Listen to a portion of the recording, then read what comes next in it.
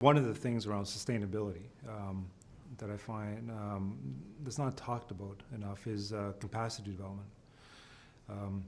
I think as communities interface with resource development companies around the world, I know in our experience in Canada, it's their first time.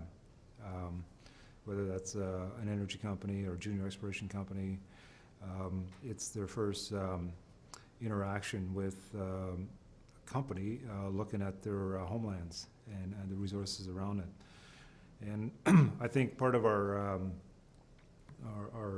unique service to communities as well as companies is actually in assessing communities' capacity around their awareness, their knowledge and understanding of the sector as a whole, but also around the project. Yeah, so when we're looking at capacity, the community's capacity, we start with the staff, with the council's understanding, and then look at where the educational level and the skill level and the training level in the community. And from there, that's when we move into sort of the pathway towards the roster of occupations.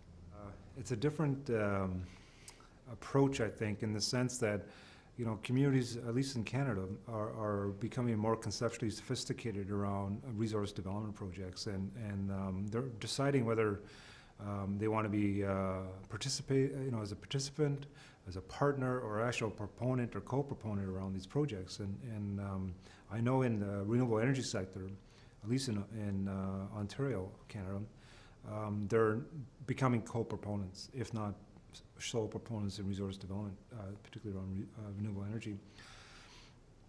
And it makes a big difference where you start in your community engagement on their capacity. And I think part of our value that we bring to, especially with Indigenous clients, is assessing where people are at and their willingness, how far they want to go. One of our biggest things we like doing is peer-to-peer learning.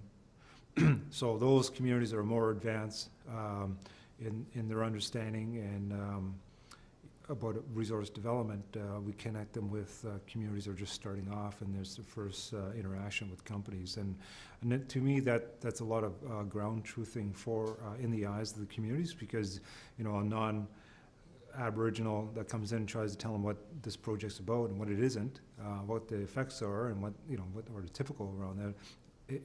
There's a lot more force and credibility when it comes from another Aboriginal community that's been through it already, and so, you know what, that person was said is actually true or not true. And that brings a lot of confidence for Aboriginal communities just getting involved in resource development.